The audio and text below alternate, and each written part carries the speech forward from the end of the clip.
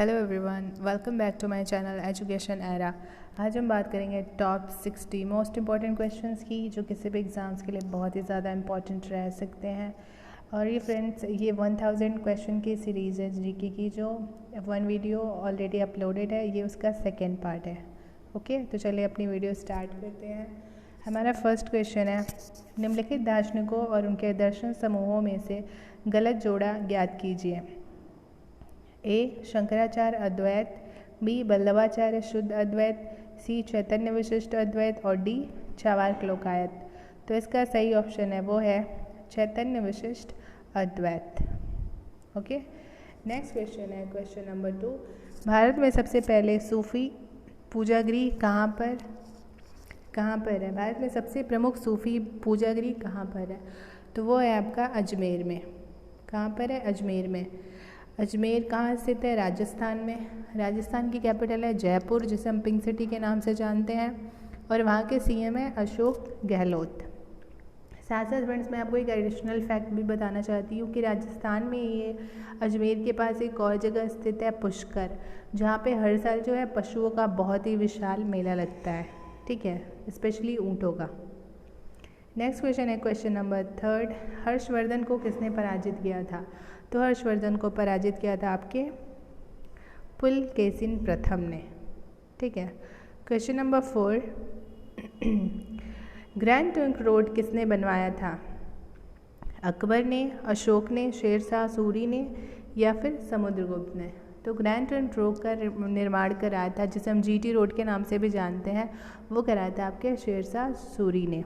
ठीक है फ्रेंड्स, मैं आपको यहाँ पे एक और चीज़ बताना चाहती हूँ समुद्रगुप्त के बारे में, कि समुद्रगुप्त को भारत का नेपोलियन के नाम से भी जाना जाता है। ये क्वेश्चन बहुत ही ज़्यादा बार रिपीटेड है, that's why I am telling you कि आप ये क्वेश्चन लर्न कर लेना। ठीक है, नेक्स्ट क्वेश्चन है क्वेश्चन नंबर 5।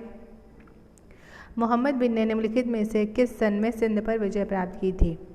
ए 712 में, बी 8132 में, सी 912 में या फिर डी 1012 ईस्वी में? तो इसका सही आंसर है वो है 712 ईस्वी में मोहम्मद बिन कासिम ने सिंध पर विजय प्राप्त की थी। क्वेश्चन नंबर 6 है आपका, निम्नलिखित मुगल सम्राटों में से किसने अपने शासन का अधिकांश भाग दक्षिण राजवंशों को पराजित करने में बिताया था? अकबर ने, जहांगीर ने, शाहजहां ने या फिर औरंगजेब ने? तो वो कौन सा सम्राट था, मुगल सम्राट, जिसने अपने शासन का अधिकांश भाग दक्षिण राजवंशों को पराजित करने में बिताया था? सही ऑप्शन है वो है शाहजहां। ठीक है, क्वेश्चन नंबर 7 है आपका, निम्नलिखित कथनों पर विचार कीजिए। ए 1657 ईस्वी सन में सम्राट शाहजहां के 4 पुत्रों उत्तराधिकारी युद्ध शुरू हुआ।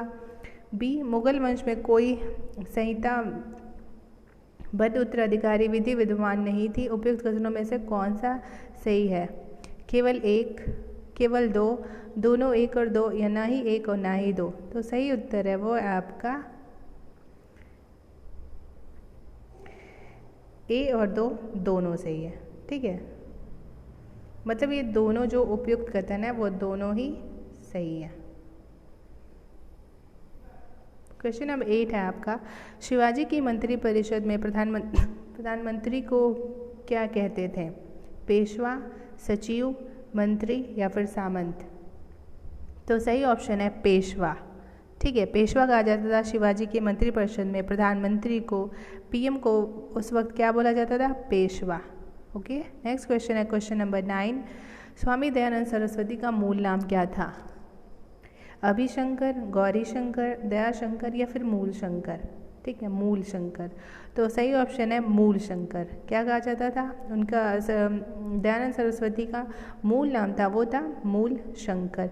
इसके साथ साथ फ्रेंड्स, मैं आपको एक और चीज़ बताना चाहती हूँ स्वामी दयानंद सरस्वती के बारे में, कि उनका एक बहुत ही फेमस स्टेटमेंट है, या फिर नारा कह लीजिए, कि वेदों की ओर लौटो। ठीक है, वेदों की ओर लौटो जो नारा दिया था वो दिया था आपके दयानंद सरस्वती जी ने। क्वेश्चन नंबर 10 है, ताजमहल के बारे में निम्नलिखित में से कौन सा तथ्य सही नहीं है? यह एक भव्य मकबरा है, बी इसका निर्माण शाहजहाँ ने किया था, सी यह आगरा फोर्ट के बाहर स्थित है, या फिर डी इस पर उन कारीगरों के नाम उत्तीर्ण है जिन्होंने इसका निर्माण किया था। तो इसमें सही ऑप्शन नहीं है, वो एक भव्य मकबरा है। ठीक है, वह एक भव्य मकबरा है, यह सही नहीं है। क्वेश्चन नंबर 11 है, खानवा का युद्ध 1527 में हुआ था। ये जो किन किन के बीच लड़ा गया था? इब्राहिम लोदी और राणा सांगा के बीच, बी बाबर और राणा सांगा के बीच, सी हुमायूं और शेर खान के बीच, या फिर डी हुमायूं और नुसरत शाह के बीच। तो सही ऑप्शन है वो आपका हुमायूं और शेर खान के बीच। शेर खान को ही हम जो है शेर शाह सूरी के नाम से आगे चलकर वो जाना गया, पहले उसे उसका जो रियल नेम था वो शेर खान ही था। ओके, क्वेश्चन नंबर 12 है, काला बाजारी और जमाखोरी को नियंत्रित करने के लिए अलाउद्दीन खिलजी द्वारा निम्नलिखित में से कौन सा आदेश नहीं दिया गया था? ए भू राजस्व जिन्स में लिया जाए, बी किसान अपनी कटी हुई फसल को खेत में ही बेचें, सी व्यापारी सभी वस्तुएं खुले में बेचें, या फिर डी खेतों और मुकदमों को अधिक विशेषाधिकार दिए जाएं। तो इसका सही ऑप्शन है वो है सभी व्यापारी सभी वस्तुएं खुले में बेचें। ठीक है, ये इसका सही आंसर है कि काला बाजारी को जमाखोरी को नियंत्रित करने के लिए अलाउद्दीन खिलजी के द्वारा यह आदेश दिया गया था कि जितनी भी वस्तुएं हैं वो खुले में बेची जाएं। ठीक है, क्वेश्चन नंबर 13, निम्नलिखित को कालानुक्रम रखें। ठीक है, तुगलक, मोदी, सैयद, इल्बरी तुर्क और खिलजी। तो इसका सही ऑप्शन है वो है आपका डी, 1 2 3 4 5, और इसका सही आंसर है वो है डी। तो पहले आएगा आपका 4 नंबर इल्बरी तुर्क, दूसरे नंबर पर आएगा आपका 5वां नंबर खिलजी, फिर आपका पहला नंबर तुगलक, फिर आपका तीसरा नंबर वो है आपका सैयद, और लास्ट वन है आपका वो है लोदी। ठीक है, नेक्स्ट क्वेश्चन है क्वेश्चन नंबर 14, नूरजहाँ का मूल नाम क्या था? तो नूरजहाँ का मूल नाम था वो था मेहरुन्निसा।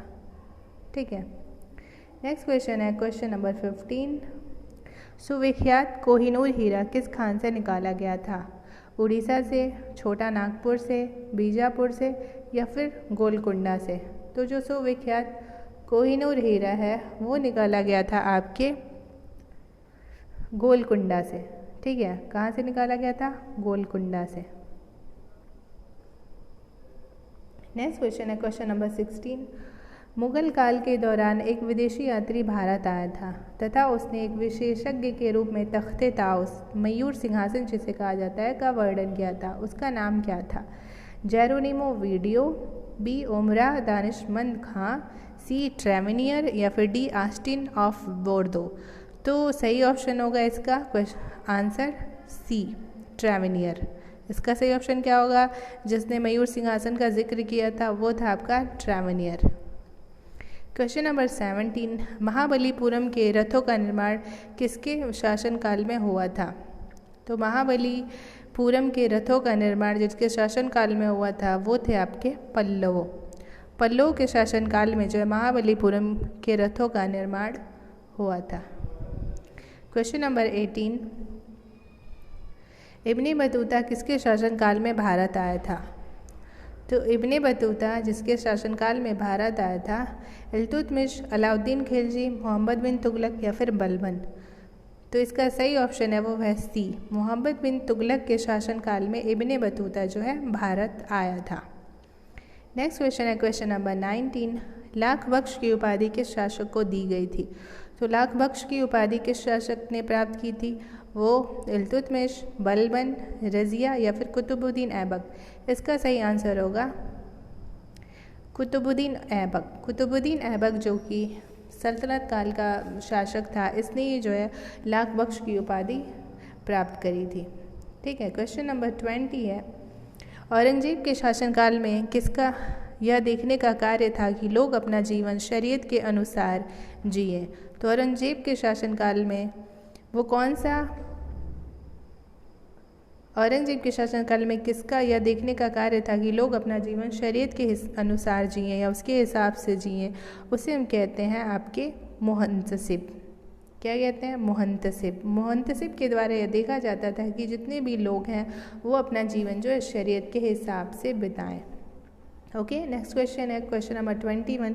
किस सुल्तान ने स्वयं को सिकंदर सानी या फिर दूसरा सिकंदर घोषित किया था?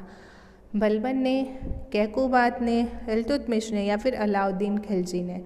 तो वो कौन सा शासक था जिसने अपने आप को सिकंदर सानी या फिर दूसरा सिकंदर घोषित किया था? वो क्या था आपके? अलाउद्दीन खिलजी ने। ठीक है। Question number 22। विश्व प्रसिद्ध तख्ते ताउस निम्नलिखित में से किस मुगल भवन में रखा गया है? फतेहपुर सिकरी में दीवाने खास में, आगरा का नया किला में, दिल्ली में लाल किले का रंग महल या फिर दिल्ली में लाल किले का दीवाने आम? तो इसका सही ऑप्शन है वो है आपका डी, दिल्ली में लाल किले का दीवाने आम में, जहाँ पे जो है प्रसिद्ध तख्ते ताउस जो है रखा गया है। क्वेश्चन नंबर 23 है पल्लव की राजधानी का नाम क्या था? तो पल्लव की राजधानी का नाम था, पल्लव की राजधानी का नाम था आपकी कांची। क्या नाम था? कांची।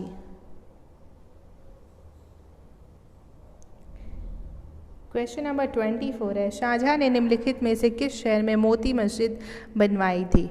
दिल्ली में, जयपुर में, आगरा में या फिर अमरकोट में? तो शाहजहां ने किस शहर में मोती मस्जिद बनवाई थी? वो बनवाई थी आपके आगरा में। ठीक है। क्वेश्चन नंबर 25 निम्नलिखित में से वह कौन सा मठ बौद्ध धर्म से संबंधित है? डाकमा, चैत्य, खेसकी या फिर अगेरी? तो इसका सही आंसर है वो है आपका अगेरी मठ। ठीक है, अगेरी मठ है। बाबर की मृत्यु, नेक्स्ट क्वेश्चन है बाबर की मृत्यु कहाँ हुई थी? बाबर की मृत्यु हुई थी आपके काबुल में। कहाँ हुई थी? काबुल में। नहीं सॉरी, यहाँ पे एक मिसप्रिंट है कि बाबर की मृत्यु तो आगरा में हुई थी, लेकिन उसकी कब्र को कहाँ दफनाया गया था, मतलब उसकी अस्थियों को कहाँ दफन किया गया था? वो किया गया था आपके काबुल में। ठीक है, आई होप कि आपको यहाँ पे कन्फ्यूज़न दूर हो गई थी। उसकी डेथ तो आगरा में ही हुई थी, लेकिन उसकी अस्थियों को दफनाया कहाँ गया था? उसकी इच्छा अनुसार वो दफनाया गया था काबुल में। नेक्स्ट क्वेश्चन है क्वेश्चन नंबर 27। निम्नलिखित में से शिवाजी का धार्मिक गुरु कौन था? तुकाराम, रामदास, एकनाथ या फिर ज्ञानदेव? तो इसका सही ऑप्शन है वो है रामदास। शिवाजी के धार्मिक गुरु थे जिनका नाम था रामदास। Question number 28। निम्नलिखित में मुगल भवनों में से किसमें यह अनन्य विशेषता बताई जाती है कि वह लंबाई और चौड़ाई में बिल्कुल बराबर है?